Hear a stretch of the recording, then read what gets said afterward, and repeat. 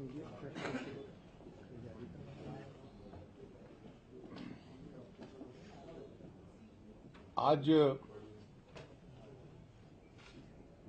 एक महीना हुआ है जबकि प्रधानमंत्री जी ने और सरकार ने ये घोषणा की थी कि जो हाई करेंसी डिनोमिनेशन नोट्स थे वो 8 तारीख नवंबर की रात से लीगल टेंडर नहीं रहे। इस एक महीने के दौरान रिजर्व बैंक एक अपनी पूर्व निर्धारित योजना और शेड्यूल के हिसाब से post offices, banks, banking correspondents, ATMs इनके माध्यम से करेंसी को रिलीज करता है जो कि ऑल्टरनेटिव वैकल्पिक करेंसी है। और एक प्रमुख उद्देश्य यह है कि अधिक से अधिक जहां तक संभव हो अर्थव्यवस्था का, इकोनॉमी का जो कैश ट्रांजैक्शन है वो कम हो और उसके सब्स्टिट्यूशन में डिजिटल ट्रांजैक्शंस आगे बढ़े।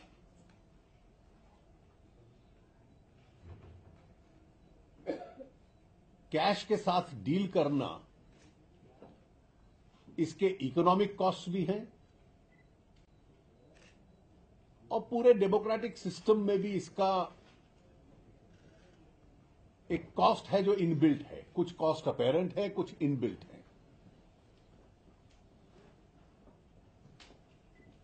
और इसलिए सरकार प्रयास करती रही है और बैंकिंग व्यवस्था भी प्रयास करती रही है कि credit cards, debit cards, e wallets और जितने भी alternative methods of digital currency हैं उनको इनकरेज किया जाए। और बहुत बड़े पैमाने में इस एक महीने में ये स्विच ओवर होता हुआ दिख रहा है और इसलिए सरकार इस स्विच ओवर को और तेज करना चाहती है। एक तरफ लेस कैश इकोनॉमी होगी जिसके लिए धीरे धीरे रोज एक करेंसी रिलीज करता है रिजर्व बैंक, और दूसरी तरफ डिजिटलाइजेशन की तरफ एक बड़ा प्रयास होगा और शिफ्ट होगा। सरकार ने कुछ जो सरकार की ये ओवरऑल पॉलिसी थी डिजिटाइजेशन की और उसकी तरफ जाए, कुछ प्रमुख निर्णय लिए हैं जो मैं आपके सामने रख देता हूं। हर निर्णय कब से लागू होगा, जो कंसर्न्ड डिपार्टमेंट्स हैं उसकी डेट्स नोटिफाई करेंगे और वो डेट्स तुरंत होगी। ये इसकी बहुत लंबी प्रतीक्षा नहीं करनी पड़ेगी। कोई घंटों में, एक आध दिन में लागू हो जाएगी, कुछ 2-4 दिन में लागू होंगी, इससे ज्यादा समय नहीं लगेगा।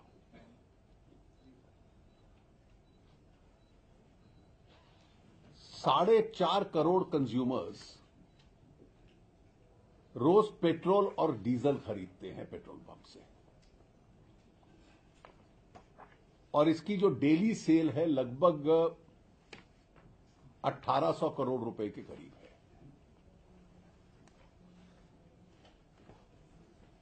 एक महीने में जो ये सेल है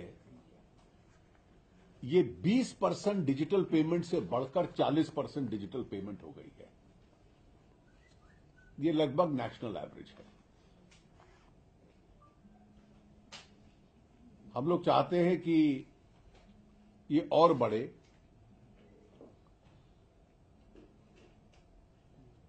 और केवल जो एक महीने में बढ़ी है इससे कैश रिक्वायरमेंट पर डे की 360 करोड़ रुपए की कम हुई है। और अगर ये मौजूदा लिमिट से 30% और बढ़ती है तो लगभग सालाना रिक्वायरमेंट कैश की 2 लाख करोड़ रुपए कम होती है। That is money in circulation. और इसलिए जो नोटिफाइड डेट की जाएगी, जो कंसर्न डिपार्टमेंट इसकी घोषणा कर देगा, जो डिजिटल मोड से पेट्रोलियम प्रोडक्ट्स, ऑयल और पेट्रोल और डीजल खरीदेगा, उसको 0.75% का डिस्काउंट मिलेगा। So petrol and diesel will be cheaper for those who pay for the digital mode. ये सरकार ने पहला निर्णय लिया है।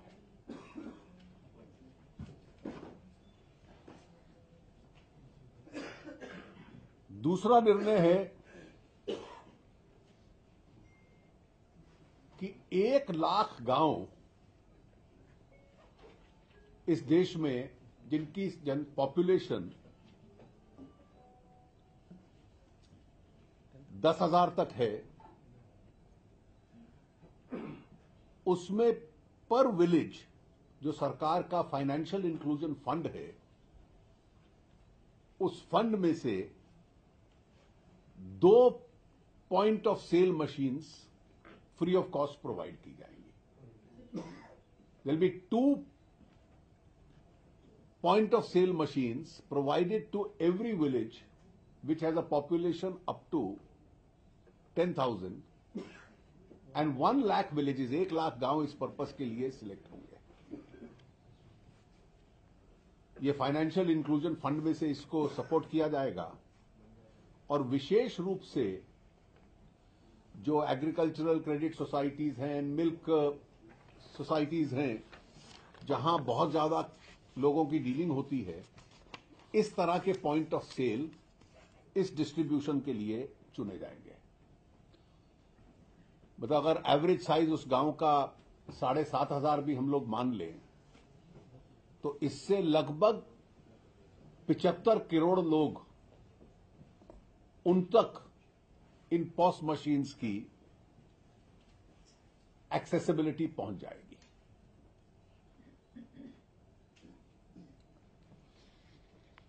तीसरा निर्णय सरकार ने लिया है कि नाबार्ड के माध्यम से जो रूरल रीजनल बैंक्स और कोऑपरेटिव बैंक्स हैं,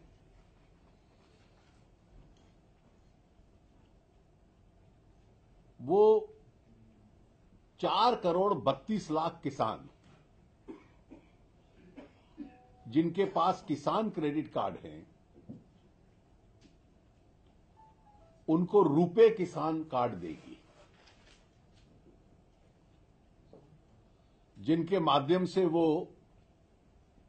point of sale machines, micro ATMs और एटीएम्स तक ट्रांजैक्शन कर पाएंगे। जो उनकी स्वाभाविक क्रेडिट लिमिट्स हैं, वो लिमिट्स इस पे लागू होंगी। चौथा निर्णय सरकार ने किया है कि जहां जहां सबर्बन रेलवे नेटवर्क है, उन सबर्बन रेलवे नेटवर्क्स में जो लोग मंथली और सीजनल टिकट लेंगे डिजिटल मोड से पेमेंट करके,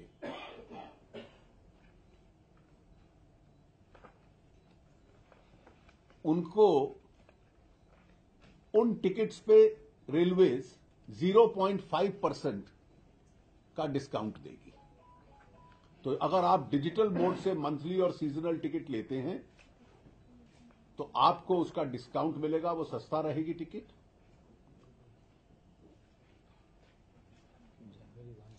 और ये 1 जनवरी 2017 से लागू होगा और मुंबई सबर्बन रेलवे के साथ इसकी पहली शुरुआत होगी।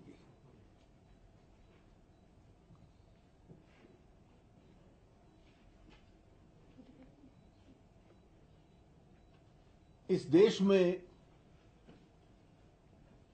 जितने लोग रेलवे में सफर करते हैं, ये अगला इंपॉर्टेंट निर्णय है,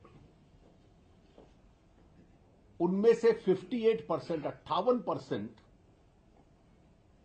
आज भी ऑनलाइन टिकट्स रेलवे की बुकिंग करते हैं। जो ऑनलाइन बुकिंग करेगा उसको टिकट के साथ साथ 10 लाख रुपए का एक्सीडेंट इंश्योरेंस क्लेम मिलेगा। जो कैश में पेमेंट करेगा उसको नहीं मिलेगा। जो डिजिटल मोड से पेमेंट करेगा उसको ये इंश्योरेंस कवर मिलेगा। I'll repeat this in English, that for all railway passengers who travel by Indian Railways, 58% are already paying for their tickets online.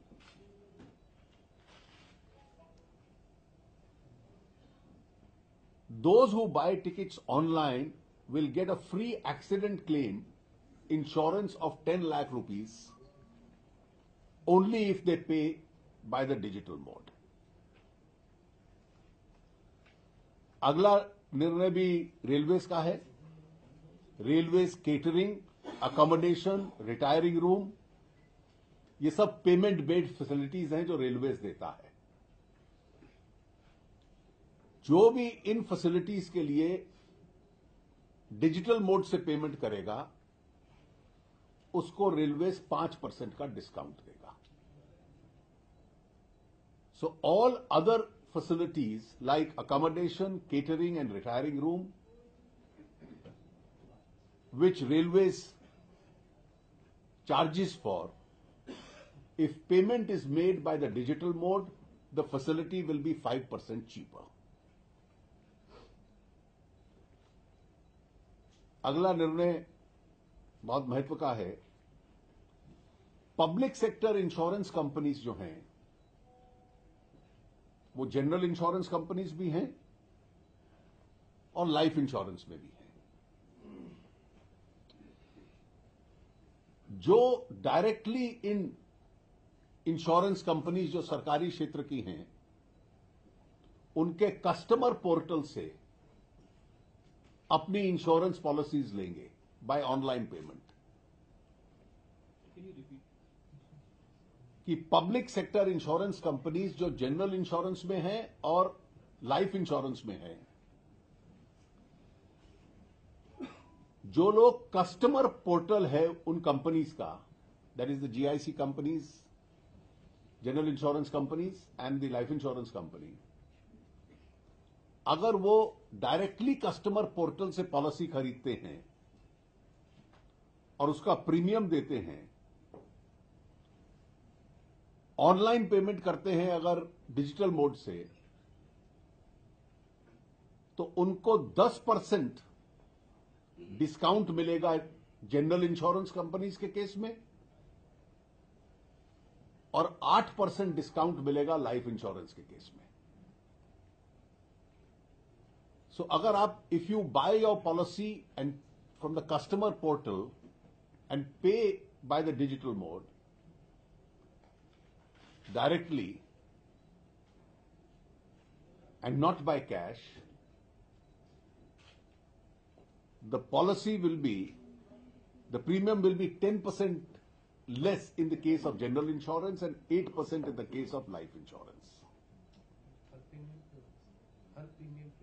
ये सब नई पॉलिसीज में होगा। नई पॉलिसी ऑलरेडी चल रही है वो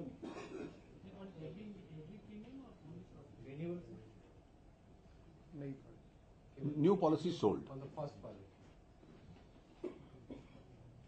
जितने भी सेंट्रल गवर्नमेंट के डिपार्टमेंट्स हैं या सेंट्रल पीएसयूज हैं वो इंश्योर करेंगे कि उनके साथ जितने संबंध लोगों के हैं, जो ट्रांजैक्शंस होते हैं,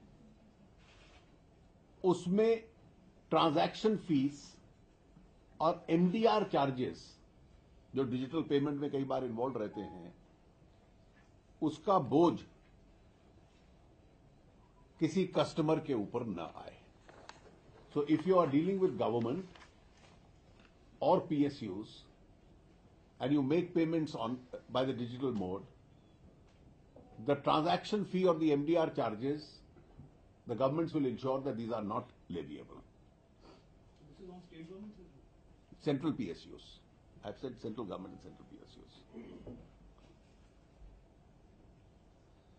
PSU बैंक्स ने कई इस्टेब्लिशमेंट्स को, लाखों में इस्टेब्लिशमेंट्स को POS terminals, micro ATMs, mobile POS terminals, ये सारे प्रोवाइड करते हैं और वो डिजिटल पेमेंट के लिए एक इंस्ट्रूमेंट बन जाते हैं।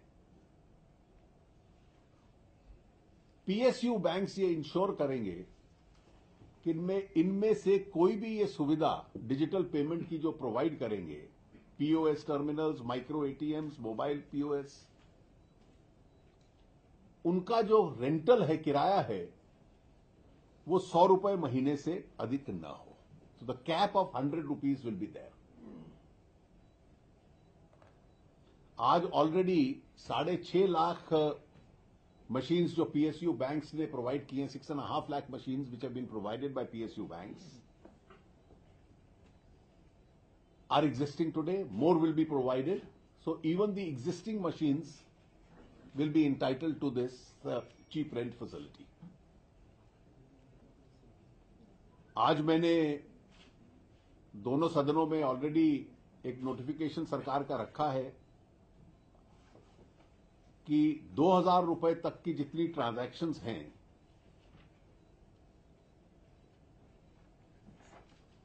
डिजिटल मोड से,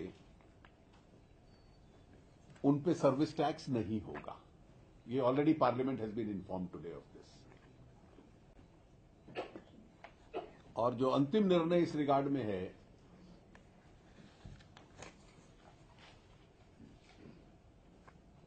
कि जो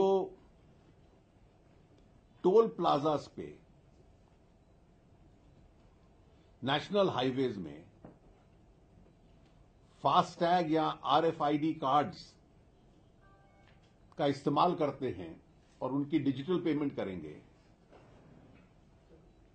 द यूजर ऑफ दैट, उस पे भी उनको 10% डिस्काउंट मिलेगा।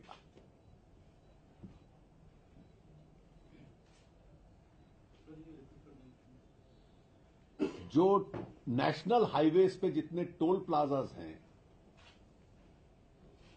उन टोल प्लाजास के यूज करने के लिए, टोल के लिए आरएफआईडी कार्ड या फास्टैग्स होंगे जिनके पास, और उसकी पेमेंट वो डिजिटल मोड से करेंगे,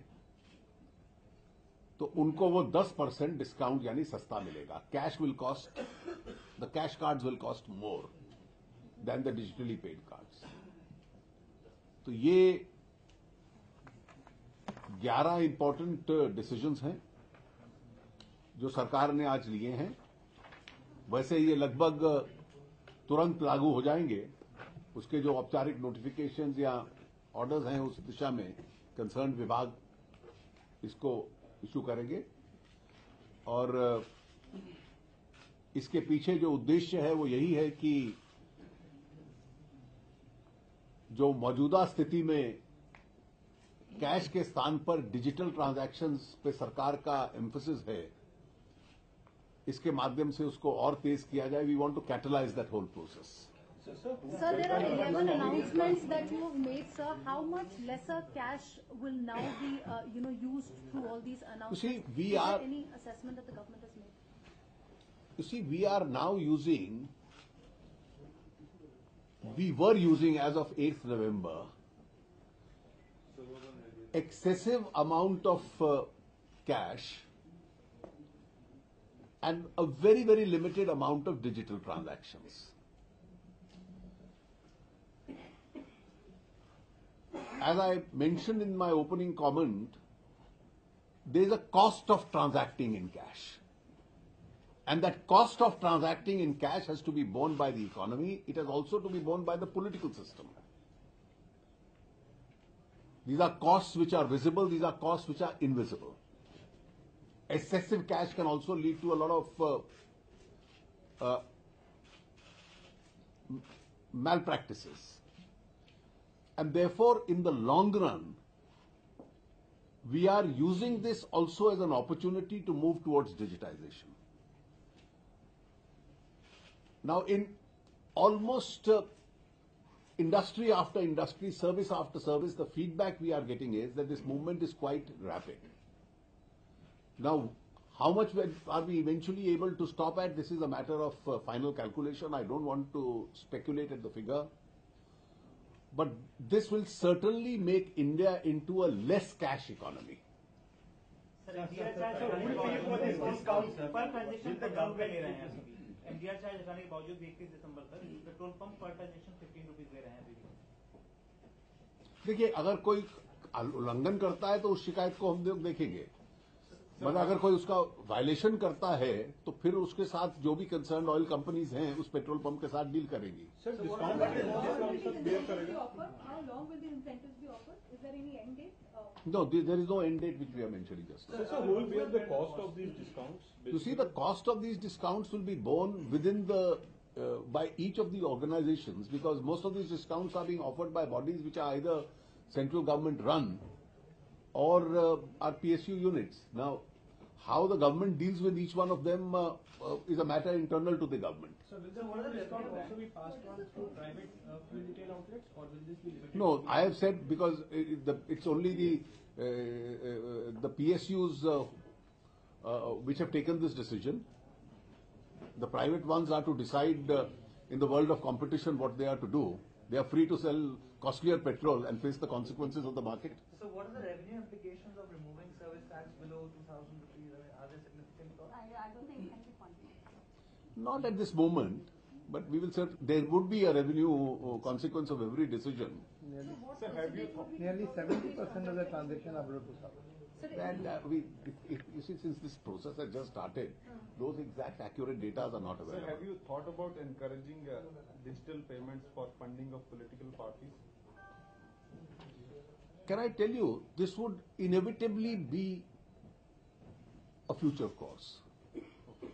And I think if it becomes digital, if it becomes smaller donations, if it becomes lesser donations from a larger body of donors, it will be a great day for Indian democracy. And when I was repeatedly saying the cost of dealing in cash are both to the economy and the political system, this is one of the factors that I had in mind. After all, internationally, if you've seen in large democracies, you have literally lakhs and millions of people donating small amounts online to political parties. Sir, RBI has received more money than expected. What is that mean? Look, I let the final figures come. I may only clarify that merely depositing money in a bank doesn't mean that it changes color from black to white. Its tax liability would still remain, because what is unexplained will still remain taxable. And therefore,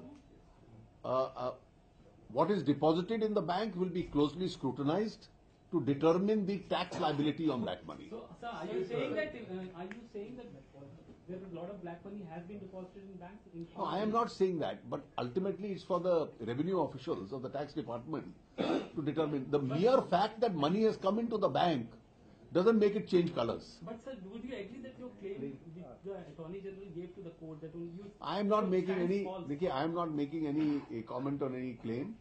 These are only No, sir, this was potential. government's claim, because you initially said No. that a lot of black money is, the government kept saying, and now you're changing goalposts, you're moving to digital. You see, anybody would be too naive to believe that there was no black money in India.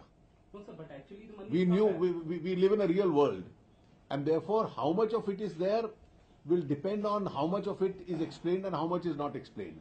Credit card और debit card पे credit card और debit card पे MDR already आपने 31 तक wave कर दिया, तो जो सर्विस टैक्स हटाया गया है तो वो तो सर्विस चार्ज पे ही लगता था, तो वो एक तो वो सर्विस चार्ज पे ही लगता था, तो वो एक लॉजिकल मूव हुआ ना, इसका नेक्स्ट स्टेप तो यही हुआ ना सर। नेक्स्ट स्टेप यही है। चेन्नई से waivers, exemptions, discounts which you have announced today. Now, a lot of people will be waiting whether these are long-term measures or short-term. At the moment, I have not announced any end date. It's a part of our campaign to incentivize people, So this to persuade people, to incentivize people, and I think incentivizing people to go digital and shed cash to the extent it is possible is a good development for the economy. For example, this transaction surcharge and others which were announced earlier, they were. Digital payment बढ़ा देने के अलावा क्या लोग कह रहे हैं ये भी कि जो कैश ट्रांजैक्शन है उसको डिसइंसेंटिवाइज किया जाए। देखिए, आज जितना निर्णय सरकार ने लिया मैंने आपको बता दिया है। सर, चेन्नई में आईटी विभाग ने 70 करोड़ नए नोट पकड़े हैं। तो ये जो पूरा जो सिस्टम चल रहा है बैंकिंग सेक्टर पे कुछ नहीं, वो इनके प्रश्न का उत्तर देता है जो कह रहे थे कि ब्लैक मनी कितनी है। But the banking system is itself involved. We've seen so many branches. So they will be, you see, if somebody misconducts himself, he'll be held accountable. After all, there are bank officials who are being held accountable. If more complaints come and more evidence comes, certainly they'll be brought to book. So the service tax exemption up to 2,000 rupees that applies also to net banking or is it only to card transactions? All digital transactions. And so, any revision on the limits that could happen? अभी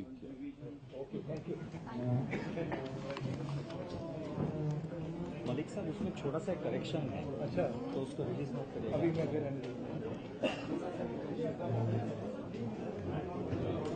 चलो भाई,